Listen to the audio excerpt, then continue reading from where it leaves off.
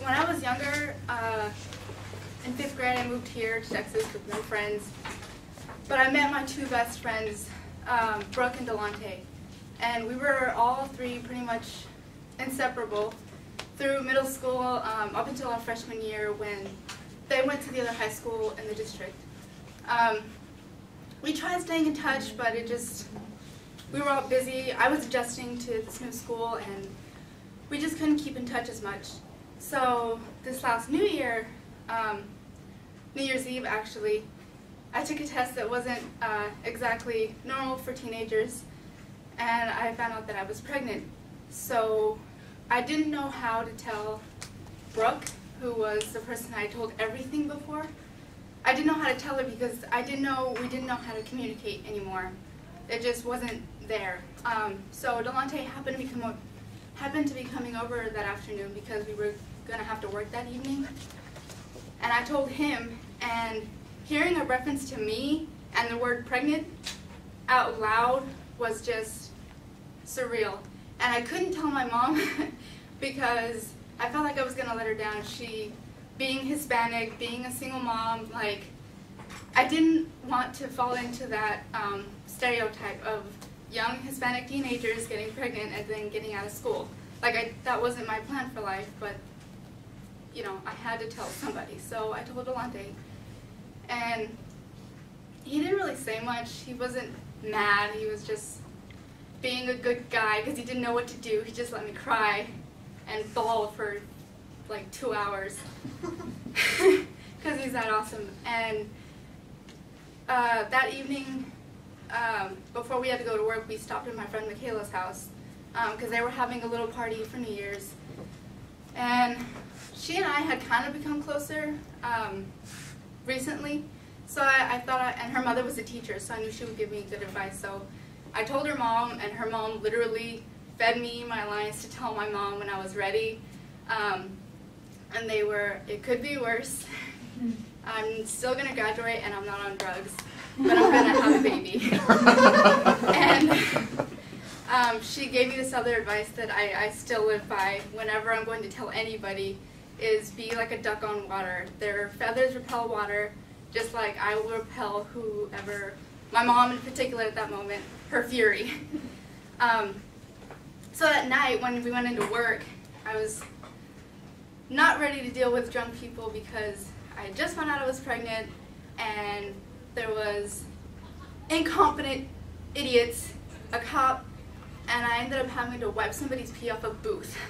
Like, it was just gross. And I felt alone, but at around 2 a.m. my mom actually came with a friend, and I thought I would find comfort in that, but all I could tell her was, how many in your party? Like, I thought she was going to smell it on me and just beat me in public. And I didn't know how to handle it, and I didn't know what to do. So she didn't smell it, and she didn't beat me. But the time came to actually tell her, because Michaela and her God-sent mother took me to a local Planned Parenthood, and it was still a basic, like, it wasn't like a blood test, so it wasn't any more accurate than the test I took at home, but like going to an office with semi-legitimate nurses kind of made it more real for me and like solidified it so that I could tell my mom and be sure.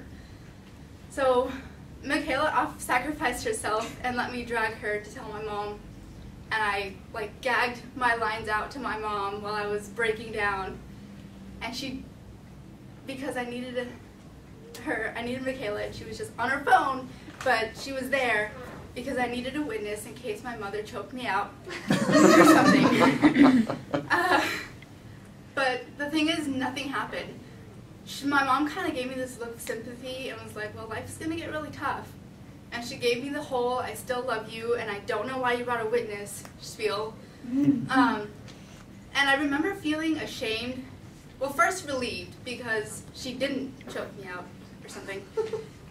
But ashamed because I expected that kind of reaction from my mom. You know, she had already found out that I was sexually active before, and she didn't kill me then.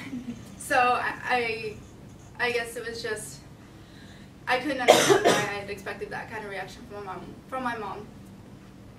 But a few days later, my mom's My mom was standoffish, but she got over it, and a couple days later I was hanging out at Michaela's, and I finally decided to tell the next and most important person to me, which was Brooke. I was like, okay, we haven't talked very much, but hopefully this will bring us closer together because I know she loves me and I love her, and she's gonna help me get through this, you know. So I called her, and when I told her, and when I got nothing on the phone, I got silence. You know, being 17, a teenager, and being pregnant, the level of emotional imbalance there was ridiculous. like I didn't know how to handle that. It was like a slap in the face of like, I don't care. And what she told me was, I'm with Andrew. I will call you for the weekend and I'll call you later. Andrew, by the way, is her boyfriend, who was a freshman and I didn't like very much. So when I hung up, Michaela and I just kind of stared at each other, and I just kind of melted onto the bed with her and just kind of like laid on her and melted again for what seemed the 100 billionth time, because this person who was supposed to be my best friend, she was my rock. She had been there when I had other hard times, and she left to be with her boyfriend for the weekend. Like, I couldn't understand. So, you know, I was like, okay, well, she'll come around, you know, maybe she was just upset. And so I keep going on, and Michaela took me to my first appointment when I had my first sonogram, which, by the way, that gel feels so weird. But she was there, and she was okay with looking, you know, at I was already kind of chubby, so, like, you know, my tummy was, like, really gross, and she was okay with it. And she kept mints in her bag for me because I started feeling gross. And apparently she read somewhere that they were good. And she was like, take a mint. And she saw the second sonogram and seeing that thing getting bigger. And it was just really nice to have somebody there. She used her gas, which I thought was crazy because my mom's a gas hog. And so one day, we come into class, and we're doing our work, and I didn't realize until our calculus class in second period that I had forgotten her birthday, her 18th birthday, and I didn't realize until she actually mentioned something, and I was like, oh, I can't believe I did that. I felt like the biggest asshole in the world. Like, my dad had never been there for us or anything, and I felt worse than he did. I felt like somebody had just slaughtered a goat, even though we're not supposed to sacrifice them.